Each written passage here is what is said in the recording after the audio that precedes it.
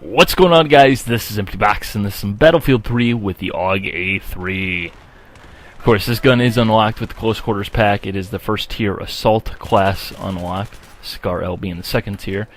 And to put it kindly, yay, mediocrity!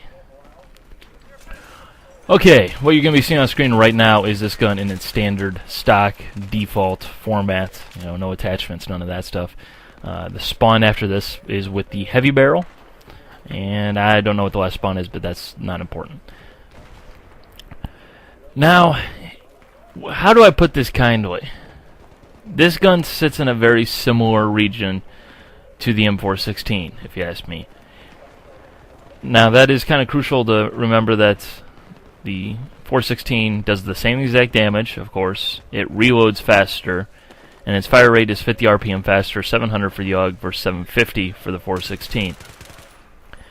Now, of course, a lower rate of fire does have its advantages in Battlefield. You know, notably, it's easier to control the recoil. There's a little bit less spread. However, when you're talking 50 RPM, it's not like you're suddenly transforming your gun into a laser beam. So there's really a somewhat minimal advantage to that type of rate of fire increase, decrease. You know, obviously, the higher up you end up going, the more it becomes. I mean, obviously, when you're going from 800 to 850, you know, that's a bit more of an increase because there is less time. There's not really a lot of time for that spread to come back down and for you to recenter your recoil, you know. But when you're talking about 700 to 750, I mean, it's... Personally, I find that this gun just kind of fits way too close to the Scar, or not the Scar L, the 416. You know, the 416 with its faster reload time and its better damage output. You know, the recoil isn't that indifferent. You know, at least, you know, again, this is, of course, I am playing on PC where recoil control is much easier. You know, neither one of these guns is a beast to control. You know, so that's my thoughts on that. For you guys playing on console, obviously, where the recoil is going to be a little bit harder for you guys to control just because of the lack of correct aiming utensils. You know, maybe it'll make a bigger difference, but here on PC, honestly, I don't see this gun being any better than the 416. Now, that said, the 416 is one of the better guns in the game. You know, it's easily one of those top 5 weapons, you know. So don't take that as a bad thing. This gun is certainly usable. It is certainly workable. It is not terribly weak. It's just inferior to a better weapon that you probably will already have at this point. So, I don't know. I kind of feel like it's just a little bit too redundant.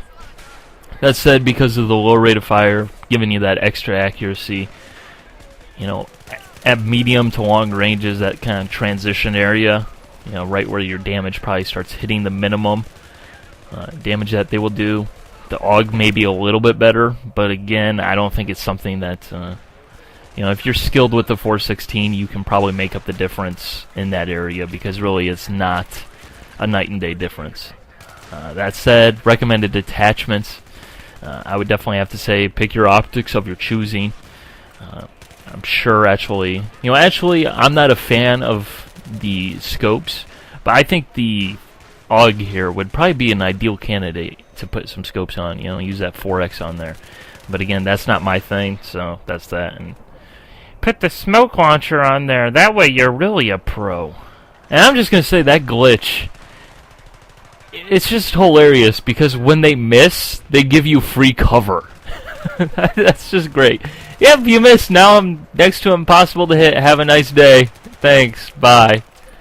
It's just, I don't know. I don't see that one being a major game stopper, but I'm not going to lie. It was pretty annoying seeing smoke pop up every 2 seconds, but then again, it does make it easier to move around the map, so it is a double-edged sword.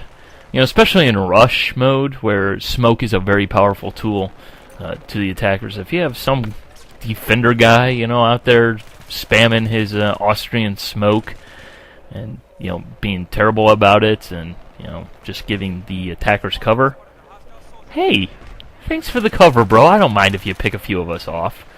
Got free cover. hey, smoke is a very powerful tool. But in terms of the other attachments, besides maybe a scope or, you know, your optics of your choosing, you know, I did put the foregrip on here, and I don't feel like it really makes too big of a difference. You know, a lot of people will say, "Oh my God, why would you use the foregrip? Oh my God!" Which, to be honest, it doesn't make that big of a difference at all. Really, the AUG has a mostly balanced recoil pattern, a little bit more horizontal than vertical. Which obviously, if memory serves me correct, the foregrip helps control that horizontal muzzle drift and everything, which does make it a little bit more beneficial. But again, it's not a high recoil weapon anyways, so it's kind of redundant, you know, especially with the foregrip not being nearly what it was originally when we were all running foregrip, holographic foregrip suppressor. Everybody remember that, right? It seems like so long ago, but I would say the heavy barrel would probably be the better option. You know, again, doesn't really affect the recoil too terribly badly on this gun. You know, it's definitely not like the AN94 where that extra recoil will end up screwing you over more often than, you know, the upsides will, you know, help you out. But that's that. Now, of course, being a bullpup assault rifle, that basically means it's going to have a little bit better hip fire, which makes you think I should put a laser on it to exploit that advantage, which you could really use a laser on this gun. Obviously, 700 rounds per minute, it's not like the M16 or the AEK, the FAMAS. It's not a really good close quarters weapon. However, if you get the drop on someone, you're going to kill them. You know, that laser can definitely help out. You know, especially in a map like Bazaar here. Putting that laser on there might be a beneficial option that you should explore rather than just, you know, putting on attachments and calling it a day.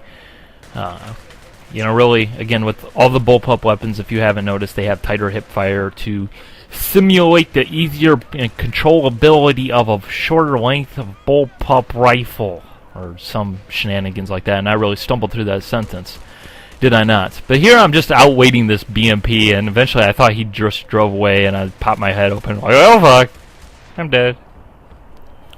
So overall, the gun is very average. It's very controllable, very usable, user-friendly. But then again, what assault rifle isn't in Battlefield 3? To be honest, it just kind of doesn't stand out enough from the competition to warrant its heavy use. Now, that said, it's definitely a good gun. It's just not as good as some of the others. M16A3! Okay. So that's going to be that. I'm going to shut up here and gameplay's over, so bye.